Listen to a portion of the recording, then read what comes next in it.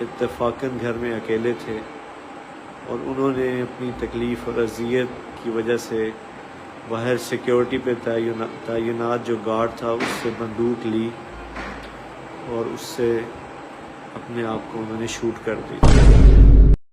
السلام علیکم ناظرین، آپ دیکھ رہے JK نیوز الرٹ اپڈیٹس اپنے بھائی عرفان کے ساتھ۔ ناظرین کرام، طارق جمیل صاحب کو آپ اچھے طریقے سے جانتے ہی ہو۔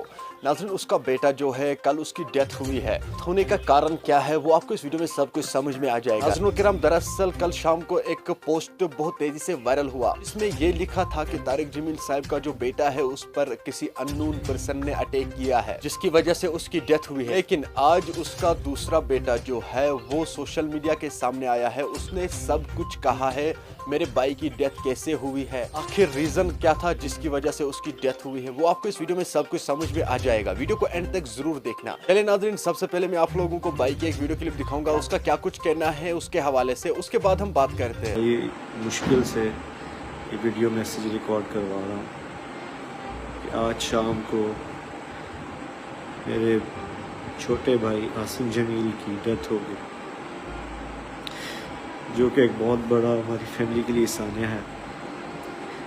لیکن اس تکلیف کی حالت میں بھی مجھے میڈیا پہ اس لیے حاضر ہونا پڑا کہ بہت سی نگیٹو خبریں، مختلف خبریں، غلط خبریں میڈیا پر چلائی جا رہی ہیں۔ میں ان کی وضاحت کے لیے حاضر ہوا ہوں کہ میرے بھائی عاصم جمیل بچپن سے شدید ڈپریشن کے مریض تھے اور پچھلے 6 ماہ سے ان کو جو ان کی بیماری کی شدت کی وجہ سے الیکٹرک شاک لگائے جا رہے تھے تاکہ ان کی ڈپریشن کو، ان کی بیماری کو کنٹرول کیا جا سکے، لیکن اس کے باوجود بھی ان کو افاقہ نہ ہوا۔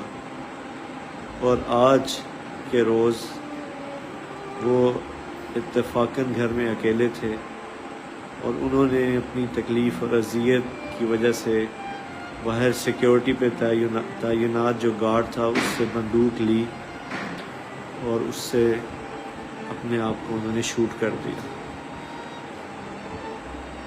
انا للہ و انا الیہ راجعون۔ اس کے علاوہ جتنی بھی بات کی جا رہی ہے، کوئی دشمنی تھی، کسی نے حملہ کیا، ایسی کوئی بات نہیں ہے۔